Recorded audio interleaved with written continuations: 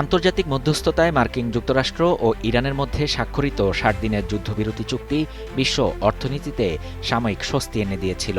সরবরাহ স্বাভাবিক হতে শুরু করায় বিশ্ববাজারে কমতে শুরু করেছিল জ্বালানি তেলসহ খাদ্যপণ্যের দাম। কিন্তু সেই স্বস্তি দীর্ঘস্থায়ী হচ্ছে না। প্রেসিডেন্ট ট্রাম্পের যুদ্ধবিরতি চুক্তি ভেঙে দেওয়ার ঘোষণা এবং এর পরপরই ইরানে যুক্তরাষ্ট্রের বিমান হামলার জেরে মধ্যপ্রাচ্যে নতুন করে সংঘাত শুরু হয়েছে। এই সংঘাতের প্রত্যক্ষ ধাক্কা এসে লেগেছে ৪,০০০ কিলোমিটার দূরের বাংলাদেশের অর্থনীতিতে, যার রেশ পড়েছে ঢাকার নীতি নির্ধারক মহলেও। গত ২ দিনের যুদ্ধ এবং আন্তর্জাতিক বাজারে জ্বালানির দামে ঊর্ধ্বমুখী ধারা সদ্য ঘোষিত ২০২৬-২৭ অর্থ বছরের সামষ্টিক অর্থনৈতিক লক্ষ্যমাত্রা ও বাজেট প্রাক্কলনকে বড় ধরনের সংখ্যার মুখে ফেলেছে। অর্থনীতিবিদদের মতে সরকার বাজেট প্রণয়নের সময় মে মাসের সাময়িক স্বস্তিকে ভিত্তি করে ভর্তুকি ও মূল্যস্ফীতির যে হিসাব কষেছিল, গত ৪৮ ঘণ্টার যুদ্ধ অবস্থা তা পুরোপুরি ওলটপালট করে দিয়েছে। মধ্যপ্রাচ্যের নতুন অস্থিরতা শুরুর পর ২ দিনে আন্তর্জাতিক বাজারে জ্বালানির দামে ঊর্ধ্বমুখী ধারা দেখা যাচ্ছে। এটি চিন্তা বাড়িয়ে দিয়েছে অর্থ মন্ত্রণালয়ের কর্মকর্তাদের মধ্যে, যদিও তারা এখনই আতঙ্কের কিছু দেখছেন না। তবে মূল্যবৃদ্ধির এ ধারা অব্যাহত থাকলে নতুন বাজেটের হিসাব নিকেশ পাল্টে যেতে পারে বলে আশঙ্কা রয়েছে সংশ্লিষ্টদের। অর্থ বিভাগের এক কর্মকর্তা জানান, সরকার সতর্কতার সঙ্গে মধ্যপ্রাচ্য পরিস্থিতি পর্যবেক্ষণ করছে। যেহেতু এর সঙ্গে জ্বালানির দামের বিষয়টি জড়িত, সে কারণে মধ্যপ্রাচ্যে অস্থিরতার রেশ ঢাকায় ছড়িয়ে যায়। ওই কর্মকর্তা বলেন, সংঘাত থেমে গেলে আতঙ্কের কিছু নেই।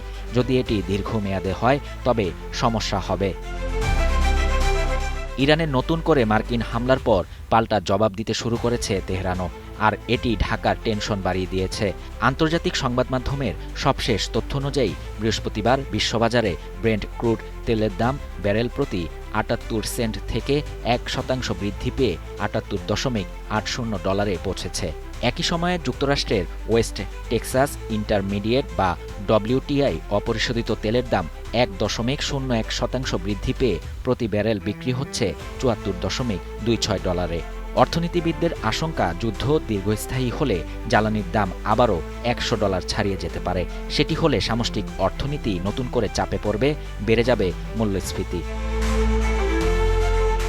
সংশ্লিষ্টরা বলছেন, আন্তর্জাতিক বাজারে তেলের দাম প্রতি ব্যারেলে $১ বাড়লে বাংলাদেশের জ্বালানি বাবদ বার্ষিক আমদানি ব্যয় প্রায় $৪০ থেকে $৫০ মিলিয়ন বৃদ্ধি পায়।